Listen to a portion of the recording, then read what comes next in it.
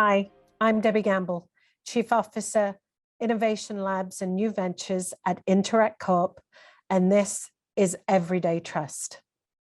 Trust is a big word. Trust unifies our families, our communities, and even the way we're governed. And in a world of smartphones and screens, how we build and maintain trust is changing, and it's changing fast. So I'm talking to people who are at the forefront of what trust means now. I'm excited to be talking today to David Birch. In the industry, Dave's known for making sense of digital identity and digital money. He's an advisor, a regular contributor to Forbes and Financial World, and the author of books like The Currency Cold War and Identity is the New Money. He also writes one of the most respected fintech blogs. And in full transparency, Dave and I have worked together for many years, and I'm honored to call him a friend.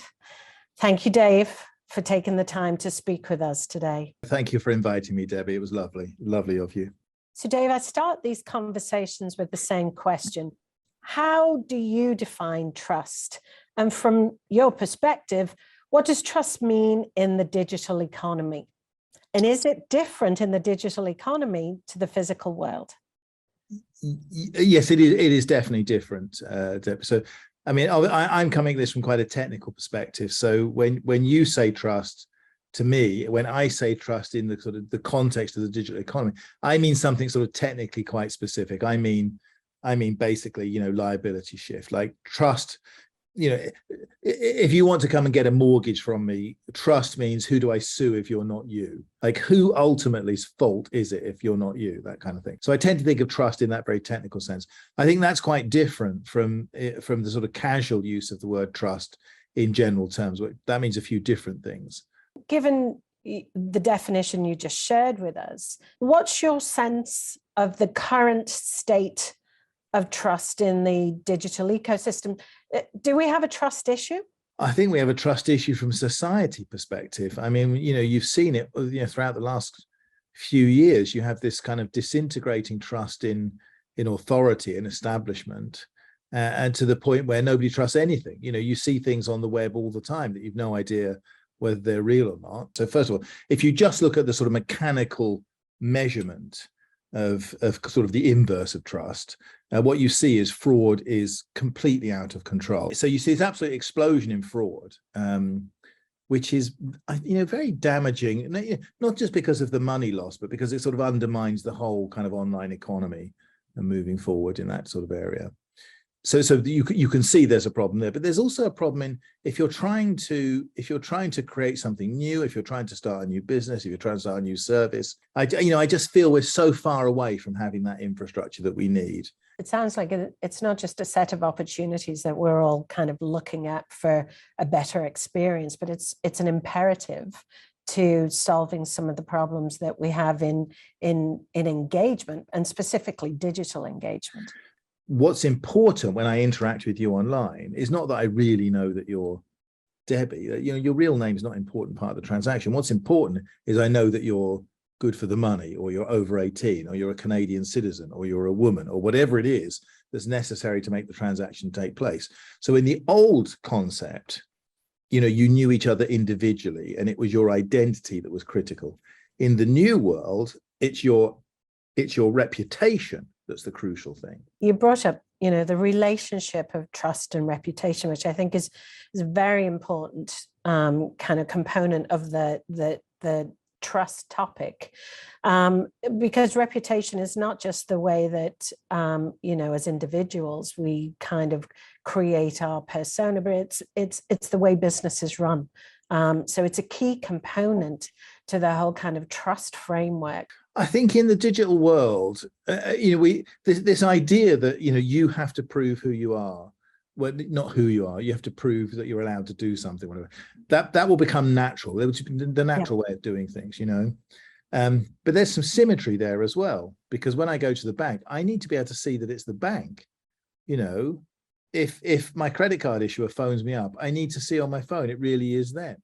If I get a message that comes from, some retailer or something, I need to know it's really come from them. So it isn't just about me getting some sort of digital identity so I can log in and save money for businesses and government and so on. It's the whole thing. It's the whole infrastructure. It's about people being able to act with confidence in this online environment. And, this is where, to be honest, this is where people like you have a very critical role, because you're one of the few brands that can sort of take that position, that locus. So, but as I say, I keep saying I'm optimistic in this direction. With that in mind, and kind of where we're going, what does a smarter approach to identity verification look like, do you think? When you say a smarter approach, the where that starts me thinking is in the difference between trying to, if you like, digitize identity, trying to take the identity stuff we have now and trying to make digital versions of it to work online, and the more radical approach, which is to say, actually, that hasn't worked. We've spent 25 years messing around trying to put driving licenses online and this sort of thing. Fraud's out of control. That's clearly not the way to do it. So maybe it's time to rethink things a bit. Maybe it's time to think about building digital identities which are fit for the digital economy. And if you start building digital identity from scratch, it looks a bit different. And I'll give you one straightforward example. If you show your driving license to somebody, your driving license is dumb. It doesn't know who's looking at it. It doesn't know whether they're allowed to look at any of the data. It doesn't know which data it needs to give them and which data it needs to hide. It's not capable of interacting with other driving licenses to check whether they're real or not. It's dumb. But a digital identity would be very different. A digital identity would be able to say, why are you asking this? Who are you authorized to ask for this information? What information are you trying to get? But there is a world of difference between the bar saying, are you over 21? And the bar saying, how old are you? Yeah, our digital reality obviously needs different solutions. I tend to view it in sort of three parts, really. There's if you like, the identification services, which bind the digital identities to things in the real world, people and companies and stuff like that. That's me scanning your passport and checking you're a real person and checking you've really got a bank account and all that kind of thing. Then you've got the authentication nexus, which is, how do I know it's you now standing in front of me or logging into me or whatever? And actually, there's quite a lot of progress there now. Customers like Touch ID and Face ID and things like that. They see them as convenience technologies, really right, more than security technologies. But they're comfortable with that, so we can build on that. And then you've got there's the authorization part. So this is this thing to do with reputation. It's not about who are you, it's about what you're allowed to do. Are you allowed to buy something here? Are you allowed to come in this store? Are you allowed to go through this door? Are you allowed to start this car? That kind of thing. That's, I think, where the intellectual energy is going at the moment. And that means an ecosystem where you have wallets that can store, these credentials, these identities, as well as storing the sort of tokens of things that you own in this virtual world or metaverse or something like that. Well, and that kind of brings up the topic of, consumer adoption and behavior. So when I think about new technologies becoming widely adopted and what we need to do to have, people and businesses change their habits, I think a lot about the ideas of certainty and comfort. And certainty, from my perspective, is the kind of the more scientific approach. It's in our world, it's, where the science of architects, engineers, and developers, testers, etc., spend many hours on making sure the technology works. It works the same way and it works that way every time. When that's done well, it's the comfort that the end user has, the feeling of being confident that something is going to work the way it's intended to work, the way you expect it to work, that is when we actually start to embrace the change. What do we need to do to be able to give that flavor of comfort, confidence, and certainty as we're bringing in these new sets of capabilities that will hopefully make that behavioral change habitual?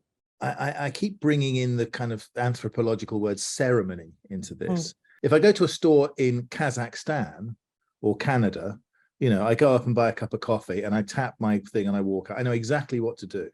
right? So I take my card out or my phone, and there's a point of sale terminal, and there's a little contactless symbol, and I tap it, and there's a beep, and something pops up on my phone, and I'm happy. The ceremony is absolutely reliable. It's the same everywhere. The thing is, there's a reliable ceremony, and we lack that with identity, and criminals are ruthless in exploiting that. But, you know, some places they send you a code, some places there's an email, some places you have to ring up and punch something in, some places you have to put a thing in a little dongle and press it, some things you have to do it with your phone. There's no ceremony. It's all different. And criminals know this. They know consumers don't know what to expect. And Jerry Fishenden in the UK used to be with Microsoft for a long time. He says, you know, just like we got tap to pay and everyone knew what to do, we need tap to prove. You know, we need the same ceremony for it. You walk into the bar, you tap it. You know, you go to pick up the car at the rental place, you just, it's got to get to that point so that we can protect consumers, so that when they see something that's different, they're at least raises an eyebrow. It's interesting. I think, you know, that notion of ceremony, and you also said standards, you know, that we know working in technology that you need those standards for things to be interoperable. You need them for that experience to be consistent. So to do that takes an ecosystem, right? And so what's the role of the different players in our world around an identity ecosystem? If we want people to share in the benefits of an online, always-on digital economy, we have to do something to protect them, and that means some sort of infrastructure, because you can't just have this kind of Wild West caveat emptor, you know, do your own research, blah blah blah. That, you know, that's good if you're a 19-year-old MIT computer science undergraduate, that might sound good, until your grandma presses the wrong button in an email and her house now belongs to someone in Vladivostok. But the point is, that's not really a way to run a society. We need the infrastructure. Well, how do you look at the role of public sector versus private sector, or you know, as we're doing in Canada, we're looking at it as a you know, hugely important opportunity for collaboration. But what's your views on that? Well, as a whole, I mean, you know, I've said before, I mean, I think this is vital national infrastructure, you know, and it needs some sort of government framework, you know, as has been done in Canada and Australia and other places. The UK is just moving in that direction now. We're a little behind you on this. But you need this kind of framework, and within that framework, you need private and public sector working together. And I tend to think that the banks have a key role to play in this, because actually the banks have already done the know your customer hard work. They already have to do the AML work, the anti-money laundering. They already have to do the counter-terrorist financing screening. They already have to do the politically exposed person screening. Like, they've already done all of this identity stuff. There are other people out there that could do something about this. You know, social media in particular has been under a lot of pressure to get its act together about, you know, whether people are under 13 or over 18, or whether things that are posted are real or unreal, and you see the thing going on with Elon Musk taking over Twitter and saying he's going to clean the whole thing up and sort out the bots and kick out the bad act. Well, if he could actually do that, you know, then your Twitter identity would become a digital identity that's a badge of personhood. Absolutely. What I don't want is to have to use my government ID card to log into everything on the web. I really don't want that to happen. I don't want the government knowing everything I'm logging into, and I don't want everything I'm logging into to know who I am. That's not right. You know, that doesn't get us anywhere in terms of privacy.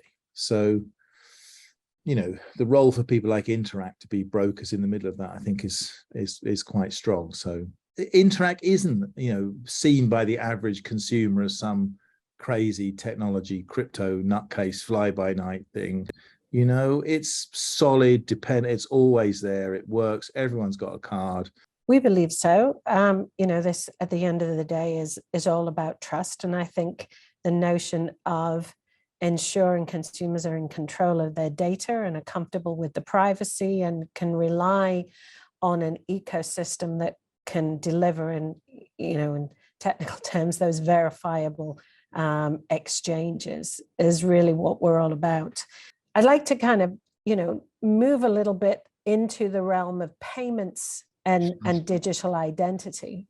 For the longest time, many of us in the industry have felt the natural synergies between ID authentication, verification, and payments. So maybe you could touch on that topic. If you solve the identity problem, payments are easy. If you know who all the counterparties to a transaction are, payments are just a bit of messing around on a spreadsheet somewhere. You know, an awful lot of the problems the payment industry has to deal with are actually identity problems, you know, both in sort of straight fraud, but also in terms of just onboarding and things like that. So I think if we get the identity problem solved, then that takes a whole bunch of costs out of the payment sector.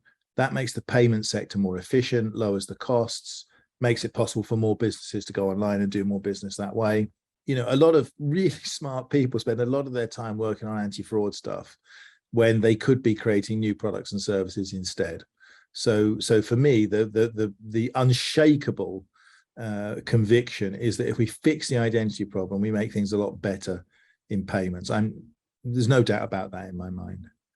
And you know, for many of us who've been in the payment space for a long time, in fact, we're using, you know, some of the philosophies and the technology and have been in the payment space for a while, including cryptograms that, you know, many of our kind of everyday payments are based on. So, you know, we at Interac certainly believe that, you know, there are huge synergies there to leverage those capabilities. So, you know, when we think about the user, whether it's a consumer, Canadian in our case, or a Canadian business, what are the advantages of a verification, authentication, identity set of capabilities?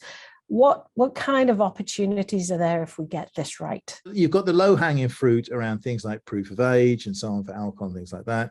So I'm not just thinking about mainstream things like, can I get a bank account? How old am I? It's also like, where are the tough problems that need solving, where digital identity can make a real difference to some of these people. So, and then you've got the sectoral stuff like travel and healthcare and all these kind of things where, you know, you do see massive inefficiencies, which if there were harmonized digital identities in those sectors, you could imagine, you know, great savings there. You've got the special case of government as well, where, you know, it certainly eases things to be able to have a digital identity to access all government services. And for many people, that possibly might be their starting point. Although it's interesting, and again, I know this is a topic that you and I have discussed before, but there's also the thing about local and state and federal government as well. I mean, a lot of people's daily interactions are actually with local government, you know, booking a swimming pool or trying to find out when the trash is supposed to be collected and things like that. So it shouldn't all be about driving licenses and passports. It should also be about making people's day-to-day lives easier. I think what you're getting at is kind of the broad variety of use cases here. There's obviously operational efficiencies. There's definitely opportunities to enhance security. Certainly from our perspective, the necessity for a trust framework is not just that we can solve some of those problems and problems that are going to rely on some kind of verifiable, authentic engagement, but that are also going to allow us to be more inclusive and more relevant to society's, not just problems, but the opportunities that some of these new solutions are going to enable us to tap into. I mean, inclusion is a very important word in this, I think, Debbie, because, you know, we want to make sure that we, as a responsible members of an industry, we want to make sure that the benefits of this shift to digital are shared. And right now, there are people that are excluded from the online economy and not able to take advantage of some of the opportunities. And that isn't quite right. Thinking about that, you know, if we start to move into the future, and what the future might hold, what role, if any, does verification play in some of these new capabilities and new technologies? I am convinced that by far the most important attribute in the future will simply be that you're a person, not who you are, not just that you're a person.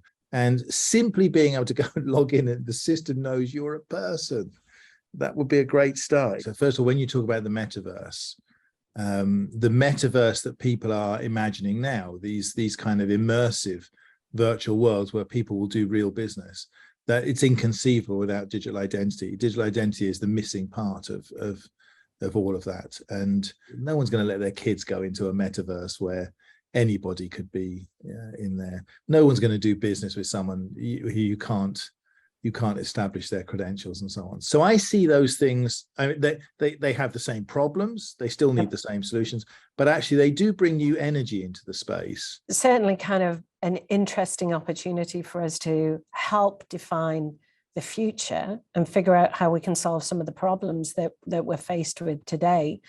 And in addition to some of those topics, what signals are you keeping your eye on?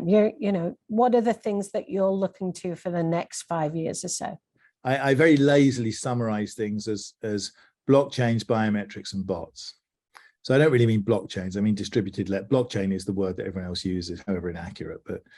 But there is something interesting in the decentralized finance space, building on distributed ledgers. So there's the distributed ledger stuff, decentralized finance. By the way, one of the aspects of that, which I think is a little bit overlooked sometimes, is the whole transparency aspect of that. And that feeds into your trust point as well. Like one of the ways of regaining trust, across the sector is with what Mark Benioff calls radical transparency. So there's blockchain, so biometrics. I think the continuing advances in both active and passive biometrics deliver simultaneously convenience and security. This idea that the phone knows how you hold the phone and how you type and how you carry it and how you walk around. And so basically you don't need to, like, the phone knows it's you. And then bots, I think, like a lot of people, there's great advances in machine learning, artificial intelligence. I agree with a lot of some of the more radical thinkers in this space who have certainly convinced me that we've underestimated the impact of artificial intelligence and quite how much it will shake up all industries. But in particular in the finance industry, we haven't really looked at what happens when the consumers get the AIs. We've tended to focus on the other way. Bank. Yeah, so the bank has AI and it uses it to do chatbots and great customer service and mass customization. But Apple and Google and Microsoft, they're going to put AI into consumers' hands. And I think we're a long way from understanding the implications of that yet. So yeah, so I know it's a bit of a trite thing, but yes, the 3 Bs, blockchains, biometrics, and bots. Love it. To close our conversation with what we're thinking about trust and where that really falls, I've got a handful of rapid fire questions for you. Trust is just another word for liability.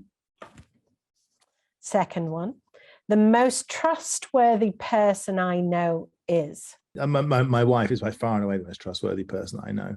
But in sort of public life, oh God, let's go with Gareth Southgate, the England manager. They should install him as the prime minister of an interim multi-party government until such time as things improve. And the third one, what's the one thing an organization could do to quickly earn your trust? That goes to that transparency point, actually, Debbie. I think radical transparency in organizations is that's the next generation of trust looking forward, I think. Thank you, Dave. Thank you for speaking with us today and for such, as always, enlightening conversation. Oh, it was lovely to talk to you, Debbie. See you soon.